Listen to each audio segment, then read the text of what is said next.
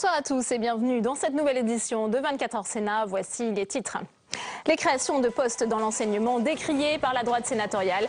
La majorité de la Haute Assemblée les juge inopportunes et a supprimé par voie d'amendement les crédits prévus par le gouvernement pour l'embauche de 9500 professeurs. Le nouveau visage de l'UMP dévoilé avec Nathalie Kosciusko-Morizet, vice-présidente, et Laurent Wauquiez, secrétaire général. Deux quadras ambitieux à la vision opposée sur de nombreux sujets. Ils devront s'accorder pour seconder Nicolas Sarkozy à la tête du parti. Le compte pénibilité au cœur de la contestation des patrons cette semaine. Ils ont lancé hier un ultime avertissement à l'exécutif dans l'attente de toujours plus de baisse de charges. Le pacte de responsabilité est-il menacé? À qui la faute? Débat à suivre dans ce journal. Le Sénat met un coup d'arrêt à la volonté du gouvernement de créer 60 000 postes supplémentaires dans l'éducation nationale. Ce matin, la droite sénatoriale a supprimé les crédits nécessaires au recrutement de 9 500 enseignants. Pourtant, le gouvernement entend aller au bout de cette promesse de campagne du candidat Hollande. Alors, où en est-on de cette mesure? Élément de réponse avec Quentin Calmy. À grand renfort de communication, la ministre l'assure. À mi-mandat, le nombre d'embauches s'élèverait déjà à 24 000. Mais ces créations d'emplois ne concernent que 2 000 titulaires. Pour la grande majorité de ces postes, il s'agit de stagiaires. Quand on parle de stagiaires, on parle plus exactement de professeurs stagiaires, c'est-à-dire des gens qui n'ont pas vocation à rester stagiaires toute leur vie, mais qui apprennent le métier de professeur avant de le devenir. Pour une raison simple, c'est que nous avons décidé de remettre en place la formation des enseignants qui avaient disparu sous l'ancienne majorité. Pour le principal syndicat d'enseignants, ce signal est une bonne nouvelle, notamment pour faire émerger des vocations. C'est très important de donner cette impulsion, de dire on veut recruter des enseignants parce qu'effectivement il y en a besoin. Est-ce que ces nombres de postes affichés sont suffisants pour compenser les besoins? Non. Clairement non, puisqu'on a une augmentation du nombre d'effectifs d'élèves. Autre difficulté, dans certains territoires et dans certaines matières, l'éducation nationale peine à recruter. Dernier exemple en date, les mathématiques. Aujourd'hui, la ministre a annoncé un grand chantier afin de rendre cette matière plus attractive. Et hier, toujours à l'occasion de l'examen du projet de loi de finances, le Sénat a rejeté le budget de la Défense pour 2015, jugé insuffisant par les sénateurs au regard des missions de l'armée. Saveria Rojek. Le compte n'y est pas pour les sénateurs appelés à se prononcer sur le budget de la Défense. Les crédits sont insuffisants au regard des missions de l'armée, même si le gouvernement se veut rassurant. Le projet de loi de finances 2015 permettra pour le ministère de la Défense l'application intégrale de la loi de programmation militaire votée en décembre dernier, ici même. Mais où trouver ces 30 milliards d'euros?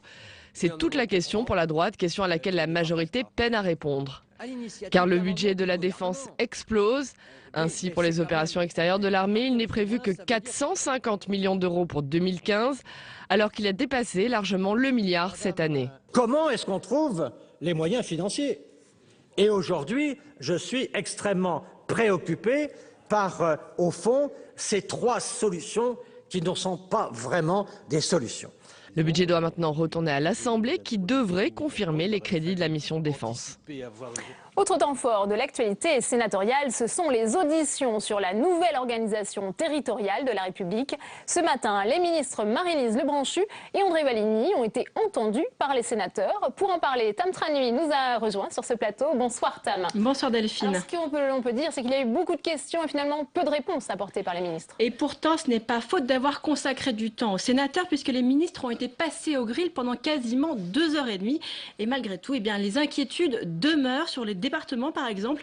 Depuis le printemps dernier, l'exécutif ne cesse de souffler le chaud, le froid.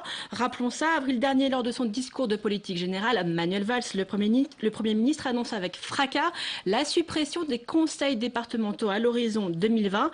Puis, c'est le rétropédalage progressif et au mois d'octobre, la volte-face devant les sénateurs après des mois de contestation, après la grogne des élus locaux, la perte de la majorité au Sénat.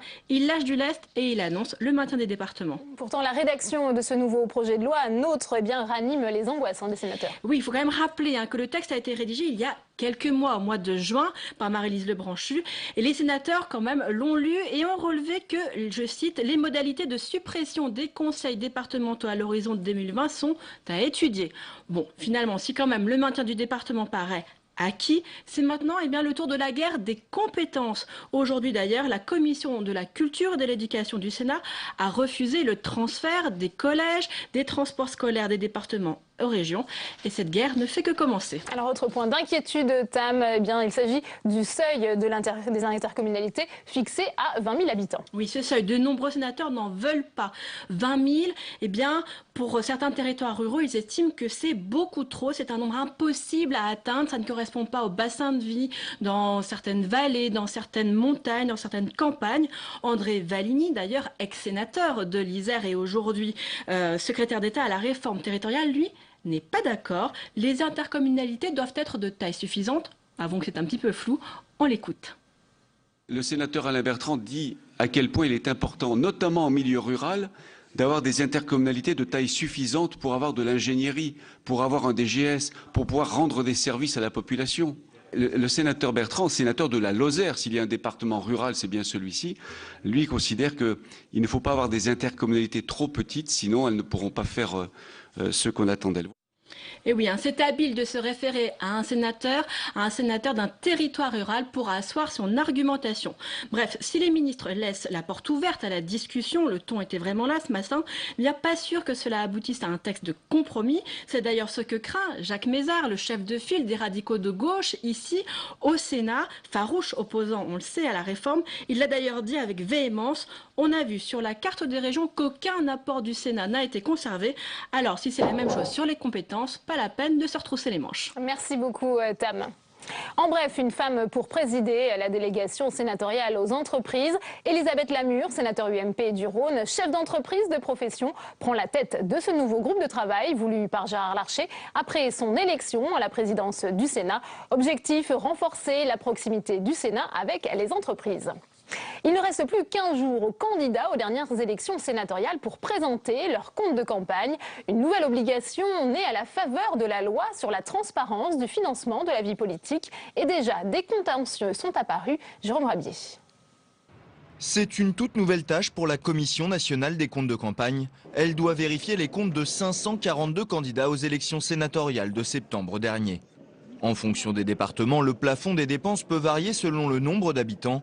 Un candidat dans la Creuse devant se contenter de 19 837 € pour faire campagne, alors que les aspirants sénateurs dans les Bouches-du-Rhône avaient le droit de dépenser jusqu'à 60 907 €. Après examen des comptes, si la commission constate des irrégularités, elle transmet au Conseil constitutionnel qui reste le seul juge des élections. Et déjà les contentieux s'accumulent, 17 recours sont déposés devant le Conseil constitutionnel, dont une partie porte sur ses dépenses de campagne. Dans les Alpes-Maritimes notamment, un des candidats battus a saisi les sages pour contester les dépenses de campagne de la liste menée par Dominique Estrosi-Sassonne. Un article de Mediapart évoque un sondage et 2 événements organisés dans le département qui devraient être intégrés aux dépenses de la candidate élue. Cette dernière nous a répondu et a réintégré une partie de ses frais à ses comptes de campagne, mais elle assure être loin du plafond fixé à environ 39 000 € dans ce département. Sur ce cas comme sur les autres, le Conseil constitutionnel devra trancher à partir de janvier et pourra le cas échéant annuler l'élection dans certains départements. Dans un entretien au Monde, l'ancien Premier ministre Jean-Pierre Raffarin dit partager la ligne politique d'Alain Juppé, pointant au passage la pratique du clivage de Nicolas Sarkozy. Le sénateur UMP de la Vienne salue la volonté d'élargissement du maire de Bordeaux, avec qui il a coprésidé l'UMP. Wauquiez-NKM, un duo de choc à la tête de l'UMP. Nicolas Sarkozy a dévoilé le nouvel organigramme de son parti qu'il a souhaité resserrer. Le détail avec Mounir Soussi. Touche par touche, le nouveau visage de l'UMP prend forme. Après les consultations, Nicolas Sarkozy entame la composition de sa nouvelle équipe. En signe d'ouverture à toutes les sensibilités, il a confié le poste de numéro 2 à Nathalie Kosciusko-Morizet. Elle a reçu l'assurance d'une totale liberté de parole, une condition essentielle pour l'ancienne porte-parole de Nicolas Sarkozy pendant la présidentielle, en désaccord avec la ligne très à droite de cette campagne. Elle aura notamment pour mission la refonte des statuts et les relations avec les autres partis. À ses côtés, Laurent Wauquiez obtient le secrétariat général. Le député de Haute-Loire assume, lui, un discours ancré à droite. Il s'est démarqué par ses propos dénonçant l'assistanat. Il devra gérer les fédérations, les adhésions et la formation des élus. Nicolas Sarkozy a nommé un proche au poste de directeur général, Frédéric Pechnard, l'ancien directeur général de la police nationale, qui a dirigé sa campagne pour la conquête du parti. Pour traiter le dossier sensible de la primaire, le nouveau président de l'UMP a confié cette tâche à Thierry Solaire, un proche de Bruno Le Maire, qui sera entouré de Luc Châtel, Bernard Accoyer et de Brice Hortefeux. Hervé Mariton et Éric Doligé devront coordonner la stratégie pour les élections départementales de mars prochain. La recomposition s'accélère à l'UMP. Dès le début de semaine prochaine, tous les postes auront été redistribués. Et selon un sondage IFOP à paraître demain dans le Figaro Magazine, Nicolas Sarkozy serait le préféré des sympathisants UMP devant Alain Juppé pour représenter le parti lors de la prochaine élection présidentielle. La mise en examen pour abus de confiance de l'ex-trésorière de l'UMP, Catherine Vautrin, dans l'affaire des pénalités dues par Nicolas Sarkozy. En cause dans cette enquête, la prise en charge par l'UMP des sanctions financières infligées au candidat Sarkozy après le rejet de ses comptes de campagne pour la présidentielle de 2012. Il avait dépassé le plafond autorisé. La Seine-Saint-Denis en a fini avec les emprunts toxiques. Ce département francilien en pointe dans la lutte contre les emprunts toxiques depuis la crise financière de 2008 s'estime sorti de ce piège financier après avoir renégocié un dernier paquet de 331 millions d'euros de dettes. 24 heures Sénat, tout de suite le débat.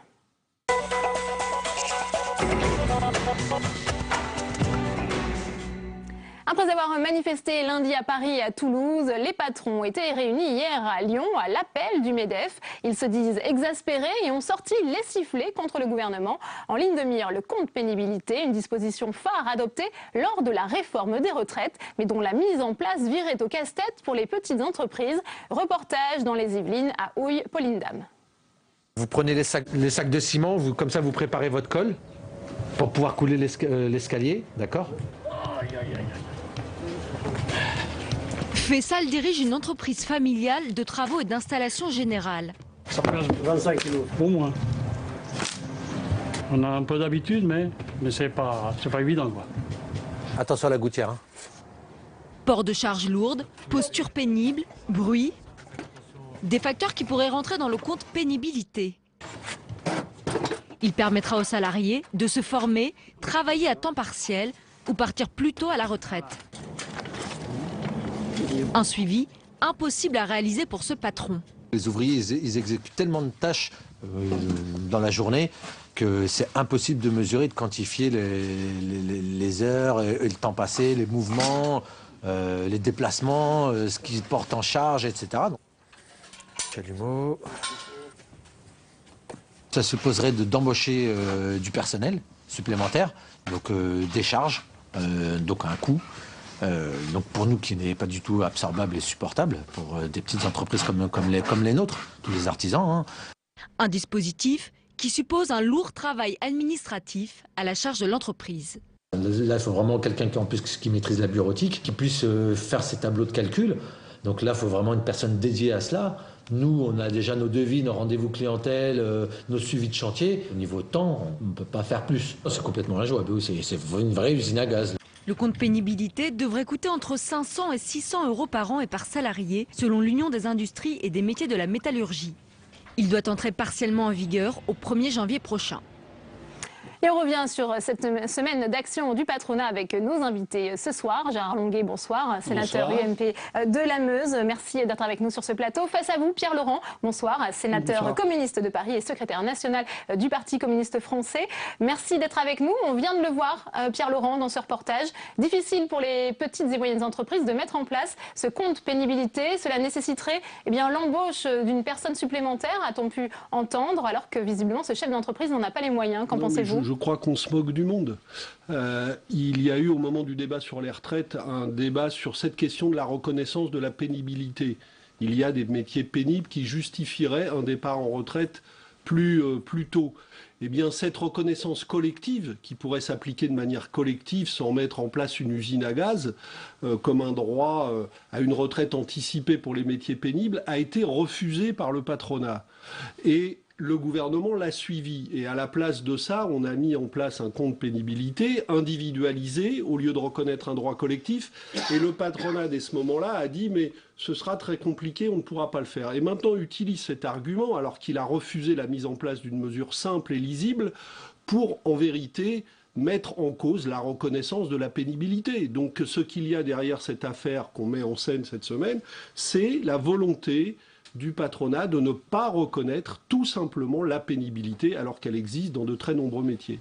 Gérard Longuet, le patronat refuse de reconnaître la pénibilité, selon vous ? Le problème, c'est surtout le problème de l'équilibre global des retraites. Et le gouvernement a fait une concession à une fraction des députés socialistes et de sa majorité de gauche en ne voulant pas remettre en cause, ce qui est une évidence, l'âge de départ à la retraite générale. Et en ne remettant pas en cause l'âge de la retraite, du départ à la retraite générale, il était hors d'état d'apporter des réponses à des métiers qui, en effet, mériteraient une prise en considération. Et on est arrivé à ce système complètement équivoque du compte pénibilité qui prétend individualiser ce qui est en effet, comme l'a démontré votre reportage, à peu près impossible. Si le gouvernement s'était donné des marges de manœuvre sur l'équilibre des régimes de retraite, en faisant en sorte que des gens qui sont dans la force de l'âge et qui ont des conditions de vie dans les services, dans le tertiaire plus convenables, puissent aller jusqu'à 65 ans, pour tout le monde, cela aurait permis à ceux qui sont vraiment exposés d'avoir une solution globale, ce qui n'est pas le cas aujourd'hui. Mais ces marges de manœuvre, elles existaient, elles existent toujours. Il suffit tout simplement d'accepter de consacrer davantage au paiement des retraites. C'est un choix de société. C'est le débat qui a eu lieu en 2010.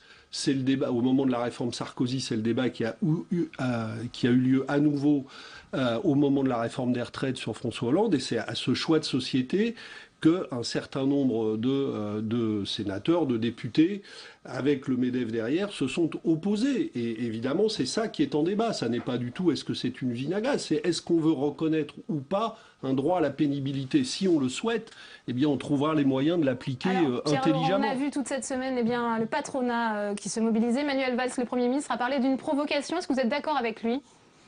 Oui, j'ai dénoncé moi aussi cette semaine d'action et on voit bien la mécanique du MEDEF qui est une mécanique de surenchère permanente. C'est-à-dire depuis le début du quinquennat, à chaque fois que le MEDEF hausse le ton, il obtient quelque chose du gouvernement alors que les salariés, eux, n'obtiennent rien. Et puis il en rajoute toujours. Évidemment, ça ne suffit jamais.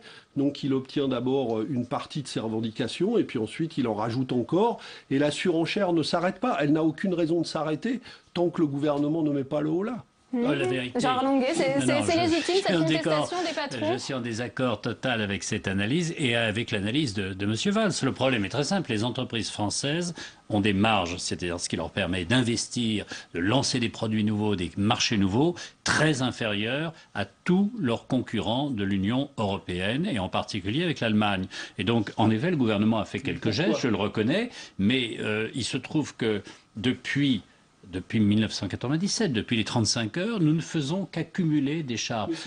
C'est tout à fait la stricte vérité. Ça se traduit par le fait que nos entreprises ne sont pas en mesure de suivre l'évolution, d'investir, de se moderniser. Et elles perdent d'une façon constante des Pourtant, on est dans un contexte qui peut sembler plutôt favorable aux entreprises avec le pacte de responsabilité et la baisse des charges, qui avait été saluée par la droite d'ailleurs à l'époque. Bon, tant mieux, ça va dans le bon sens. Simplement, c'est le quart du chemin. Les trois quarts restent à parcourir. Nous sommes dans une situation où nos entreprises françaises continuent de gagner moins et par conséquent de ne pas pouvoir se développer, de ne pas pouvoir investir, de ne pas pouvoir conquérir des marchés à l'extérieur. Ce qui a été fait, c'est une toute petite partie du chemin. Allez, disons un quart, il reste les trois quarts. Mais le problème, c'est qu'il est totalement faux de dire que la difficulté que rencontrent un certain nombre d'entreprises est liée au fait que nous n'avançons pas assez vite dans le sens d'une politique d'exonération de charges ou de crédit d'impôt, puisqu'on a cessé d'accumuler et des exonérations de charges et des crédits d'impôt depuis des années, et qu'on en rajoute encore avec le CICE et avec le pacte de responsabilité. Et pour quel résultat ? On le voit, le chômage ne cesse d'augmenter. En vérité, les problèmes des entreprises, c'est la faiblesse du pouvoir d'achat, et donc la faiblesse de la consommation, singulièrement pour les petites et moyennes entreprises. C'est le fait que les grands donneurs d'ordre, les grandes entreprises écrasent toute la chaîne de leur filière en pressurant effectivement les coûts sur les petites et moyennes entreprises qui les répercutent sur les salariés. C'est le fait que les banques ne sont pas au service du développement industriel, ne prêtent pas au secteur industriel, au secteur du développement du service. Voilà quoi, il faudrait s'attaquer à ce que moi j'appelle les coûts du capital, c'est-à-dire que dans la valeur ajoutée, la part consacrée aux dividendes, aux frais financiers, aux frais bancaires ne cesse de grimper. Donc en continuant à matraquer le coût du travail, eh bien on continue de scier la branche sur laquelle pourrait être assise un nouveau développement de l'économie. Donc on marche sur la tête et en continuant d'avancer dans ces revendications de surenchère du patronat, eh bien on s'enfonce dans la crise au lieu d'en sortir. D'autant plus qu'on fait ça en France, mais comme on le fait dans l'Europe entière, eh bien toute la zone euro est actuellement dans la difficulté économique. On prend le tunnel sous la Manche, parce que dans ce cas-là, c'est pas la peine. Non, je pense que profondément... C'est vrai qu'à la décharge du gouvernement, il y a une conjoncture européenne qui est extrêmement difficile. Ça, je suis d'accord. Mais pour le reste, tout ce que vous dites est parfaitement inexact. Les frais financiers n'ont jamais été aussi bas, on pourrait en profiter. C'est vrai aussi que pourquoi il n'y a pas de pouvoir d'achat? Parce que les impôts ont augmenté et parce que les gens, ceux qui ont un petit peu d'argent, sont obligés de le donner au fisc plutôt que de le donner à la consommation. Le niveau des salaires est en effet assez bas, mais ce qui est plus grave encore... Les salaires sont quasiment bloqués en France depuis plusieurs années. Ce qui est plus grave encore, c'est l'absence de salaire. Et la politique qui avait été initiée par Mme Aubry avec les 35 heures, qui a été d'une certaine façon poursuivie avec la convergence des SMIG, aboutit à ce que le travail en France coûte beaucoup plus cher qu'ailleurs, et donc nos Français achètent à l'extérieur et n'achètent pas en France parce que c'est trop cher. Nos propres compatriotes le font. Nous achetons des produits étrangers parce que nous ne produisons plus en France. Et on ne les produit pas parce qu'on les produit trop cher. C'est aussi simple que ça. Acheter un meuble, c'est pas possible, ils sont produits à l'extérieur. Acheter des vêtements, c'est pas possible, ils sont produits à l'extérieur. Pourquoi? Parce que nous sommes trop chers. Monsieur Laurent, réfléchissez au fait que si on ne produit pas en France, c'est pas parce que les gens sont méchants ou paresseux, c'est parce qu'on est plus cher que partout ailleurs. C'est parce que nous avons fait des choix d'abandon industriel successifs. Ce que vous dites sur le travail en France est parfaitement faux. Les chiffres de la productivité française, d'augmentation de la productivité française sont très bons. Le salariat est qualifié. Nous travaillons très bien dans notre pays et en vérité le problème c'est que les marges qui sont dégagées par ces progrès de productivité, par la qualité de ce travail, vont nourrir prioritairement des rendements financiers là où on devrait investir, là où on devrait protéger nos emplois. Est-ce que le pacte de responsabilité est en train d'échouer? C'est ce qu'a dit aussi cette semaine Emmanuel Macron. Depuis 20 ans, nous n'avons pas cessé de perdre de la compétitivité par rapport à l'Allemagne. Lorsque j'ai implanté Smart en Lorraine, j'ai eu la chance d'avoir l'usine Smart en Lorraine, on s'est battu pour, mais la raison principale, c'est que l'ouvrier français coûtait 20% moins cher que l'ouvrier allemand. Aujourd'hui, l'ouvrier allemand, à production égale, coûte 5% moins cher que l'ouvrier français. Et ça, c'est une réalité qui découle très directement des lois socialistes sur les 35 heures, de la convergence des SMIC et des charges sociales. Le pacte de responsabilité d'avoir moins de charges patronales. C'est très gentil. Il est en train d'échouer cette semaine, c'est ce qu'a dit Emmanuel Macron. Oui, il met en échoue, cause le MEDEF.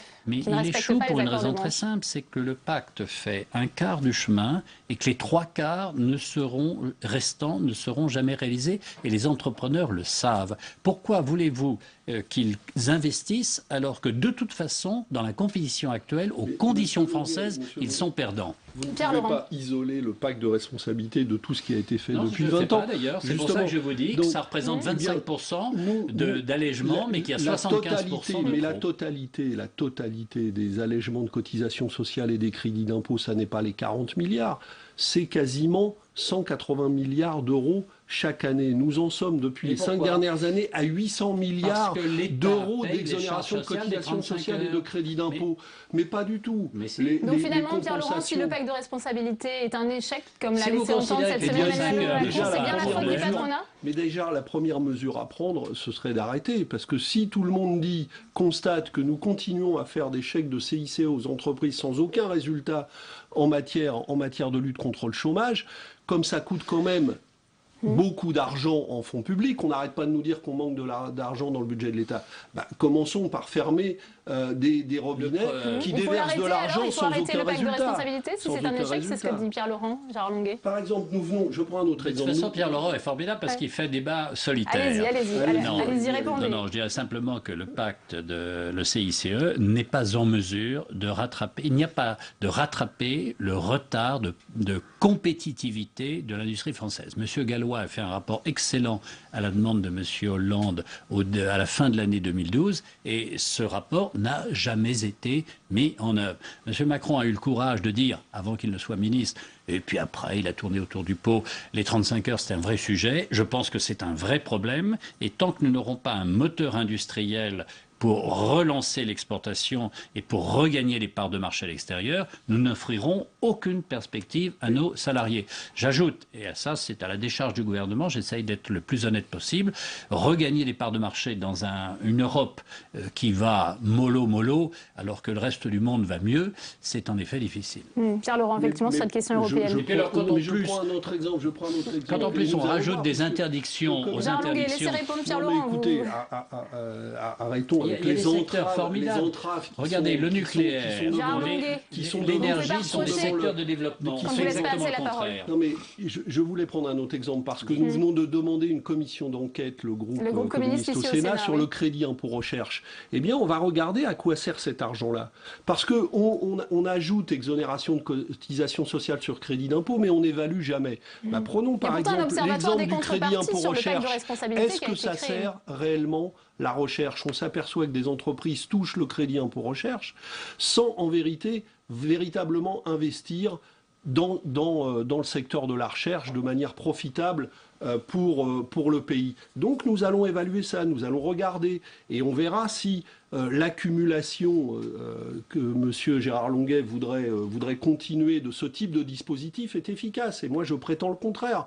Et effectivement, ces dispositifs d'évaluation n'existent pas pour le moment. Donc on continue d'empiler des dispositifs il faut mieux contrôler, évaluer les aides publiques, Gérard Longuet. Le problème du crédit impôt recherche est d'une grande simplicité, c'est que les entreprises qui font de la recherche localisent leur recherche en France, et ça c'est une bonne chose. Mais quand elles ont trouvé, parce qu'à force de chercher, on trouve, quand elles ont trouvé, elles décident en effet d'investir dans des pays en croissance et où le coût du travail est globalement moins cher parce que les contraintes sont plus faibles. Et le problème du crédit... Qu'est-ce qu'il y aurait Mais parce que la quelle France justification n'est pas un pays à ça? où aujourd'hui on a envie d'investir. Sanofi, par exemple, qui touche du crédit impôt recherche et qui mais se développe dans les pays où on lui fiche la paix où il peut produire. Mais qu'est-ce que ça veut dire ça? Ça veut dire Sanofi est une entreprise. La question de l'intérêt général, la question de l'emploi. Donc c'est l'un des problèmes. Oui, c'est un problème. Oui. C'est un problème, c'est que les entreprises françaises sont détenues pas tous en même temps, par les actionnaires étrangers. Il faudrait se poser la question de savoir pourquoi il n'y a plus de capitalistes français. Absolument. Pourquoi est-ce qu'il n'y a... Parce qu'on ne gagne pas d'argent en France et quand on en gagne, on veut le prendre. Les patrons dans la rue, ça sera peut-être la dernière question, Gérard Longuet. Les patrons dans la rue, ça donne envie aux investisseurs étrangers de venir en France, cette image? Non, sûrement pas. Mais si les patrons ne se défendent pas eux-mêmes, qui les défendra? Certainement pas M. Laurent, donc ils se défendent eux-mêmes. Ah non, ça c'est pas moi qui les défendrai d'abord. En tout cas, pas ceux, parce qu'il y a des patrons qui font des efforts pour créer de l'emploi, etc. Je ne mets pas tous les patrons dans le même sac, mais effectivement, il ne faut pas compter sur moi pour alimenter la semaine d'action. Merci Pierre Laurent, merci Gérard Longuet. Regardons, on a posé la question à notre partenaire du nouvelobs.com. Compte pénibilité, la colère des patrons est-elle légitime? Les internautes ont répondu non à 54%, oui à 44% sur 207 votants. C'est la fin de ce débat. Merci à vous de l'avoir suivi. À 22h, Sonia Mabrouk qui va prolonger cette discussion. Elle reçoit en effet Louis Gallois. Très bonne soirée et à bientôt.